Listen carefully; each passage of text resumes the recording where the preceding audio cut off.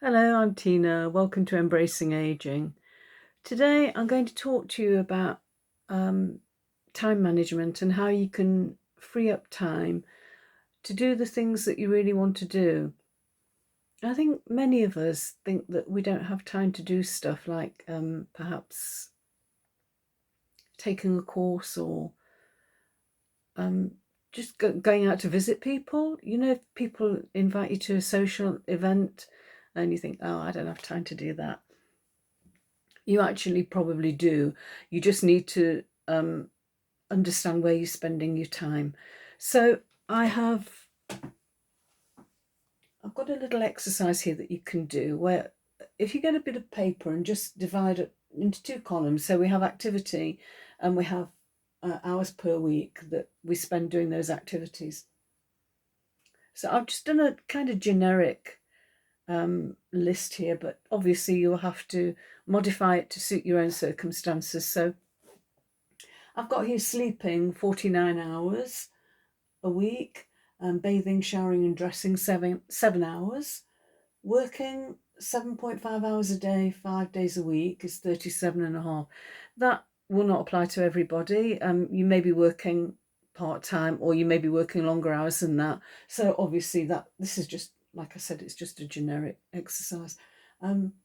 Traveling an hour per day. I've put 7 hours because probably at the weekends we're also traveling, going to visit relatives, um, going to visit friends, going shopping, um, whatever. So that allowed 7 hours a week for that. Food prep, eating, washing up 2 hours a day, which is 14 hours.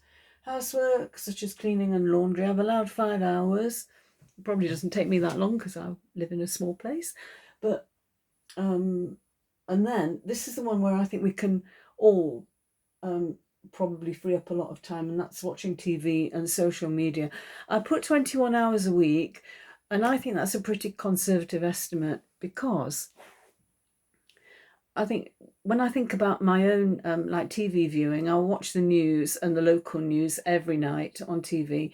And then if I spend an hour on social media, YouTube or whatever, that's easily 3 hours out of 24 that I'm spending doing stuff like that I don't need to be doing necessarily. Um, Exercise, I put 4 hours a week. We should probably be doing more than that, but yeah, I put 4 hours a week. And then socializing 5 hours. That adds up to 149 and a half hours a week. And if we've got 168 hours in a week, we do have 168 hours in a week. That leaves us with 18 and a half hours that we can spend doing something else. Um, and of course, if you're not working or you're only working like 15 hours a week, you're working reduced hours in the run up to retirement or such like, then you've obviously got more time. So I just found that this is quite a useful exercise to understand where your time's going, how much time you're spending on particular activities, and where you can perhaps try um, do spend less time, either watching social media, less time on cooking and sorry, housework, cleaning and what have you. You know what Quentin Crisp said, that after 3 years the dust doesn't get any worse. And I think he's got a fair point. But yeah, so you don't have to, these are things that, what I'm saying is really be flexible with your time. Think about where you're spending too much time or wasting time, and allow yourself to spend more time doing the things that you really enjoy. So if somebody phones you up and says, do you want to go out for coffee, do you want to go watch a movie or whatever, you get the opportunity to join a course that you've always wanted to do. Just have a look at how you're spending your time, and you'll see that you can probably, I'm pretty sure you can fit it in. You just maybe have to sacrifice something that's less important. So that's what I've got for you today.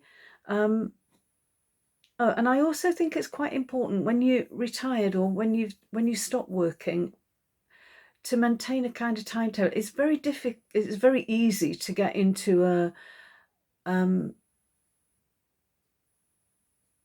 kind of just being lazy when you don't have any structure. You suddenly, been working all your life, and suddenly that structure's not there anymore. You don't have to get up for work. You've got no deadlines to meet. You don't have reports to get in at any particular time. You don't have to go to attend meetings at any particular time. You don't have any of that structure, and all of a sudden it's kind of like every day seems like endless. And at first you think you've got time, you'll do it tomorrow. And it's a mistake that I made when I first stopped working, was that I didn't do anything. I just was really lazy, and I began to get bored and dissatisfied, and it isn't great when you don't have anything to focus on, or you don't have anything to look forward to particularly. So I just think that this is a really quick and easy way to see where you're wasting time and where you can free up time. So that's what I've got for you today. The remainder of the week, I'm going to be focusing on how to achieve a more positive mindset. I think it's very easy to kind of get bogged down in negativity, especially the way things are at the moment in the world, you know, politically and sort of financially. I think everybody's finding it times are really difficult just now. And I think it is important to maintain a positive attitude so you can enjoy what time you've got left. And you know what, we're all going to die someday. We don't know when. And for me, I feel it's really important that we enjoy every day, that we have some fun, that we have something to laugh about, something to smile about, and also make a contribution, try and do something for other people. But yeah, so I'm going to have a look at that the remainder of the week. That's what I'm going to be focusing on. So thank you for joining me today, and I look forward to talking to you again tomorrow. If you've enjoyed this video, please give me a like with a thumbs up at the bottom, and subscribe and share. I'd be very grateful if you would do that. So I will talk to you again tomorrow. Bye.